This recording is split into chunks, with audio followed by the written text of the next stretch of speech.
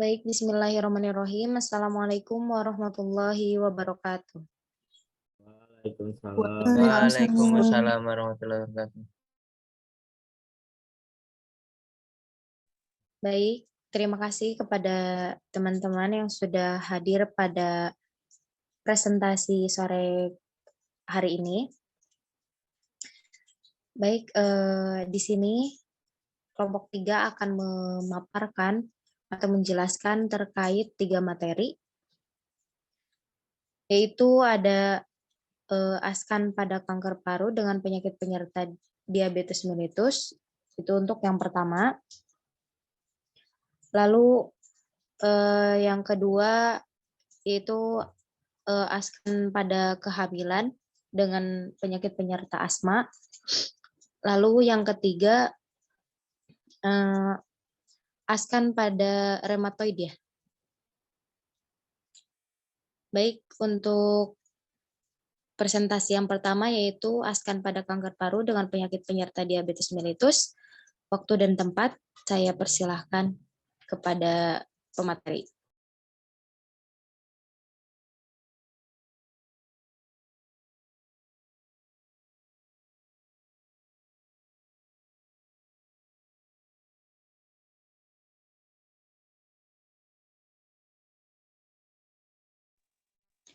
Oke, terima kasih kepada moderator. Saya ambil alih untuk presentasi.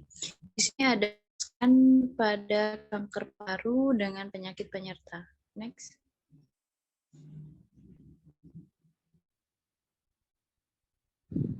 Di sini ada contoh kasus dari askan dengan CA paru dengan penyakit penyerta diabetes. Tuan J, 67 tahun, datang ke IGD ke Rumah Sakit RSX pada tanggal 5 Oktober 2022, tampak sakit dengan GDS 318 mg per mililiter. Pasien mengatakan lemas, pasien mengatakan CA paru dan DM. Ini berlangsung cukup lama, sekitar 3 tahun yang lalu. Akan dilakukan tindakan lobektomi menggunakan general anestesi di ruang OK IBS nomor 5.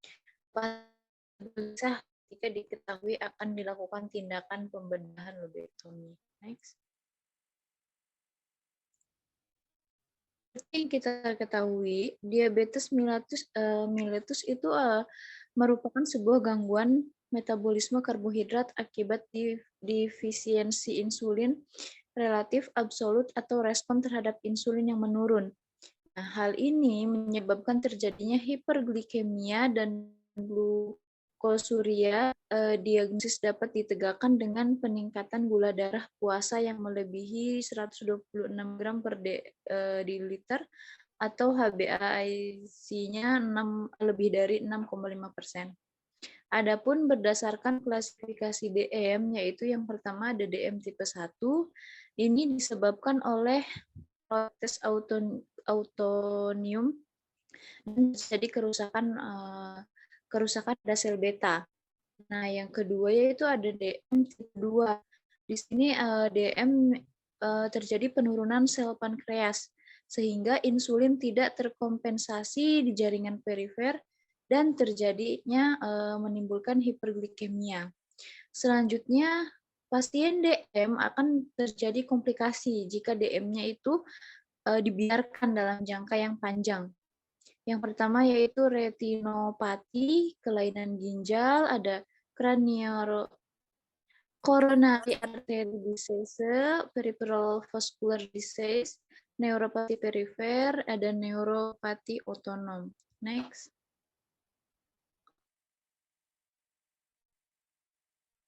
Nah, selanjutnya di sini ada beberapa komplikasi yang dapat terjadi kepada pasien DM.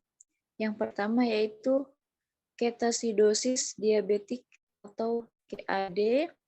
Hal ini dapat menyebabkan takipnea, nyeri abdomen, mual, dan muntah, serta perubahan sensorik.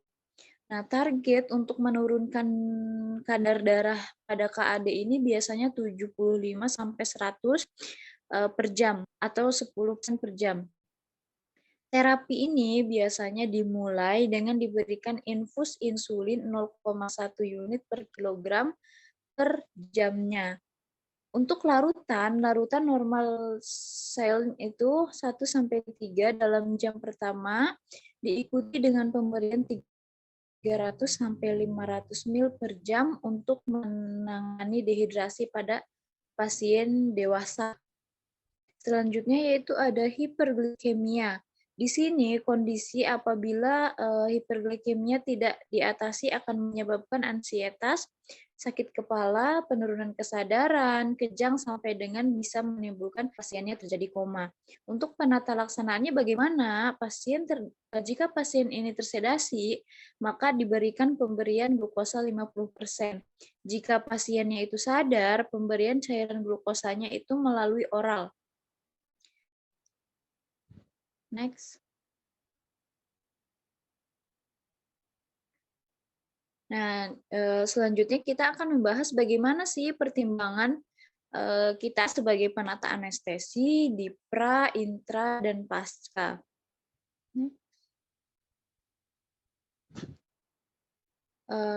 Sebelum kita melakukan pembedahan, kita akan melakukan evaluasi prabedah. Nah, apa yang harus kita lakukan kepada pasien dengan DM ini? Yang pertama yaitu evaluasi sistem kardiovaskular, ginjal, dan muskuloskeletal. Ada pemeriksaan fototoraks, pemeriksaan gambar EKG. Kenapa dilakukan pemeriksaan EKG? Karena biasanya pasien diabetes akan mengalami peningkatan asimptotik dari ST segmen. Nah, selanjutnya itu pemberian premedikasi antasida non-partikulat dan metoprololid pada pasien jika terdapat disi otonom. Selanjutnya pemeriksaan ekstensi leher dengan aptura oral bisa dengan pemeriksaan Lemon yang sudah kita pelajari sebelumnya. Pemeriksaan Lemon step-stepnya itu bagaimana kita pelajari lebih nanti ya. Nah, selanjutnya itu ada jika terdapat disfungsi renal yang ditandai dengan adanya proteinuria dan peningkatan keratin hingga terjadi hiperglikemia. Ini menyebabkan gerak sendi pada vertebra cervical, temporal mandibula, dan anterior dapat berkurang. Hal ini akan menyebabkan kita kesulitan dalam melakukan intubasi. Selanjutnya, sebaiknya kita menyiapkan ET lebih kecil dari ukuran yang seharusnya. Karena biasanya pada pasien DM ini, pada sigen playernya itu jalan nafasnya kecil atau nanti akan menyebabkan kesulitan. Next, nah di sini ada intrabedah. Intrabedah kenapa kita harus memantau untuk menjaga glukosa selama intrabedah? Selanjutnya itu dengan pemberian insulin dengan infus secara kontinu dengan konsentrasi 1 unit per mil dengan dosis 0,1 unit kilogram per jam. Di sini ada dosisnya, untuk perhitungannya seperti apa bisa disesuaikan dengan kondisi pasien masing-masing itu bagaimana. Selanjutnya ada pemantauan di pasca bedah. Pemantauan ketat gula darah pada pasien diabetes mellitus dapat terjadi stres hiperglikemia dalam pasca pemulihan pasca bedah. Next, oke, sekian presentasi yang dapat saya, kurang lebih saya mohon maaf. Saya kembalikan ke moderator. Baik, terima kasih kepada Saudara Yuni atas presentasinya. Baik, untuk selanjutnya yaitu materi askan pada kehamilan dengan penyakit penyerta asma. Kepada presentator dipersilahkan.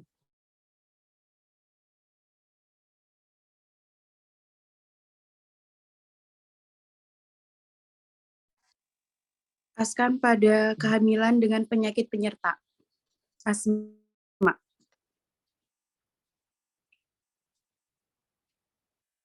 Baik, ini kelompok kami. Next.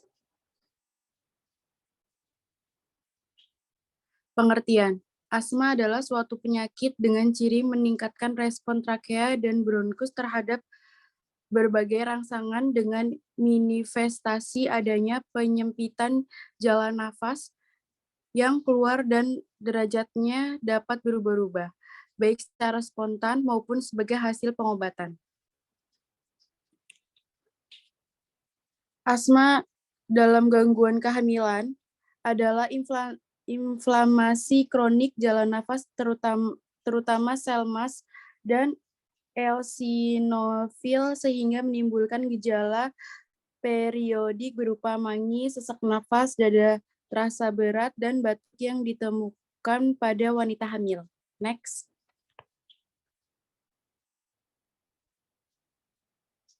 Etiologi.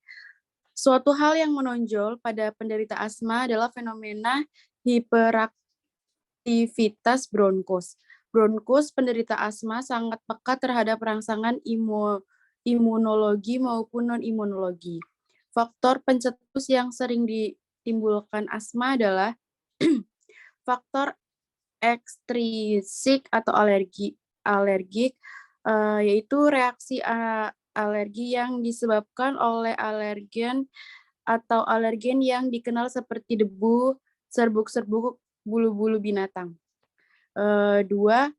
Faktor intrinsik atau non-alergik tidak berhubungan dengan alergi seperti common cold, infeksi traktus respiratorius, latihan emosi, dan polusi lingkungan dapat mencetuskan serangan. Dan yang ketiga, asma gabungan, bentuk asma yang paling umum.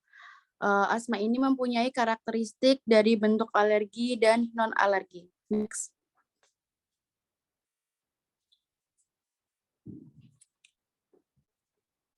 Patofisiologi. Obstruksi saluran nafas pada asma merupakan kombinasi spasme otot bronkus, penyumbatan mukus, edema, dan inflamasi dinding bronkus. Obstruksi bertambah berat selama ekspirasi karena secara fisiologi saluran nafas menyempit dan fase tersebut. Hal ini menyebabkan udara distal tempat terjadinya obstruksi terjebak tidak bisa diekspirasi. Selanjutnya, terjadi peningkatan volume residu, kapasitas residu fungsional KRV, dan pasien akan bernafas pada volume yang tinggi mendekati kapasitas paru total atau KPT. Jelasnya, patofisiologi asma adalah sebagai berikut. Kontraksi otot pada saluran nafas meningkat resistensi jalan nafas, meningkatkan sekresi mukosa dan obstruksi saluran nafas, hiperreflansi paru dengan meningkatkan volume residu, hiperaktivasi bronkial yang diakibatkan oleh histamin, prostaglandin, dan leukotrin. Next. Penata laksanaan, mencegah adanya stres, menghindari faktor pencetus yang sudah diketahui secara intensif. Pada keadaan yang lebih berat, penderita harus dirawat dan serangan dapat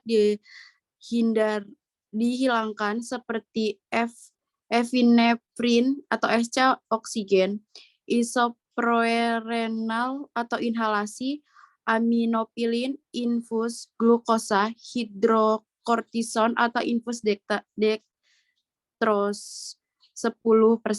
Mencegah menggunakan aspirin karena dapat menimbulkan serangan. Pada serangan ringan dapat digunakan obat inhalan.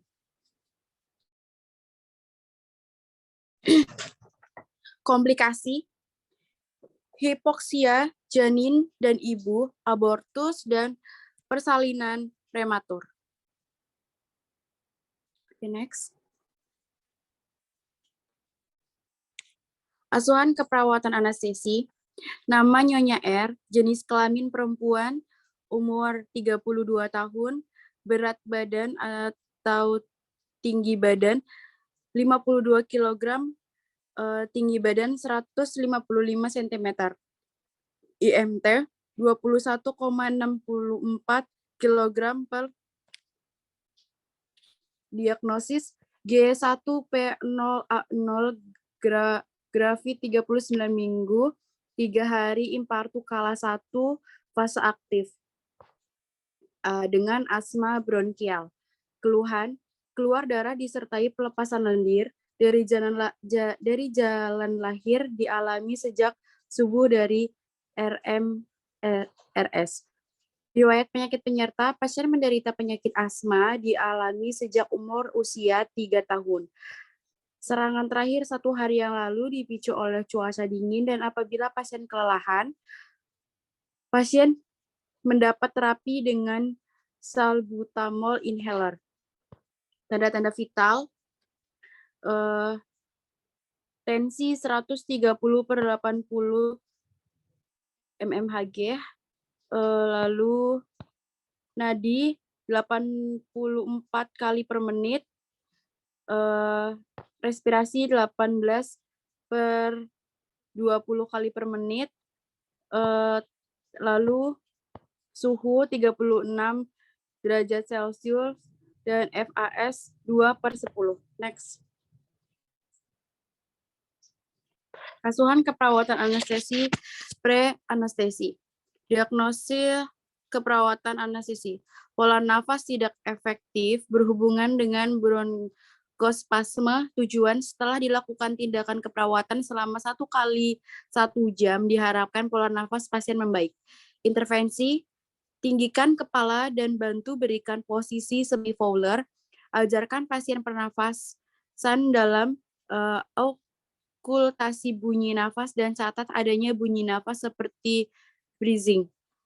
Kaji frekuensi kedalaman dan ekspansi dada, observasi pola batuk dan karakter sekret, kolaborasi pemberian oksigen tambahan, dan evaluasi pasien mengatakan sudah tidak sesak saat bernafas. Pasien sudah tampak lebih segar. Masalah teratasi sebagian. P, lanjutkan intervensi. Next.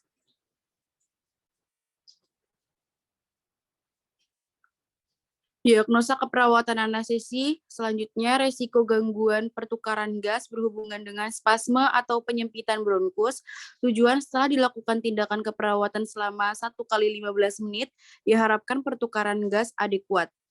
Intervensi, dorongan pasien mengeluarkan sputum, tinggikan kepala dan berikan posisi semi-Fowler, okultasi bunyi nafas, dan kolaborasi pemberian oksigen tambahan. Evaluasi, pasien mengatakan nafasnya sudah membaik dan bisa mengeluarkan sekret. Pasien sudah tampak lebih segar. Masalah terasasi sebagian, dan P, lanjutkan intervensi.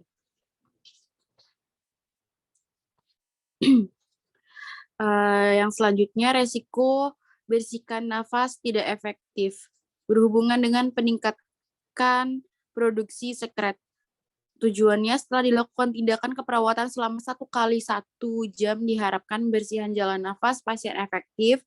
Intervensi, berikan posisi yang nyaman, misal peninggi kepala, tempat tidur.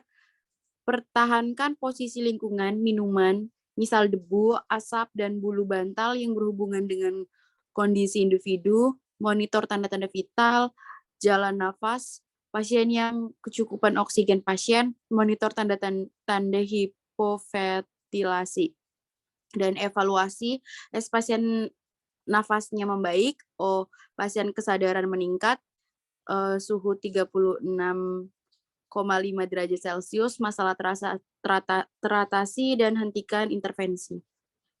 Next.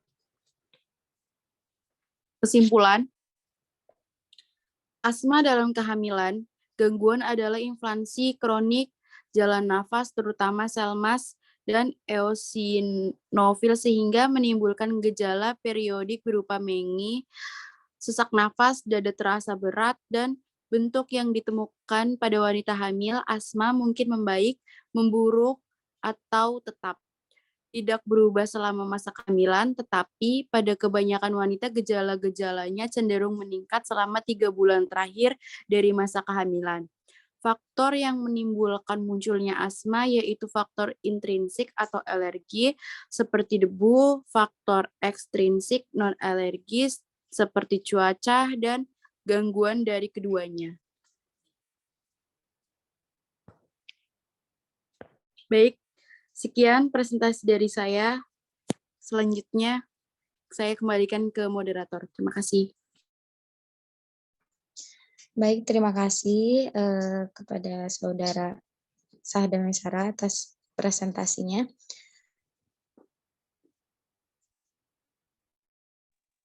Baik, untuk presentasi pada sore hari ini kita cukupkan sampai di sini. Saya Noviulianti Nuraini sebagai moderator, mohon maaf jika ada kesalahan. Saya akhiri, wassalamualaikum warahmatullahi wabarakatuh. Waalaikumsalam. Waalaikumsalam warahmatullahi wabarakatuh.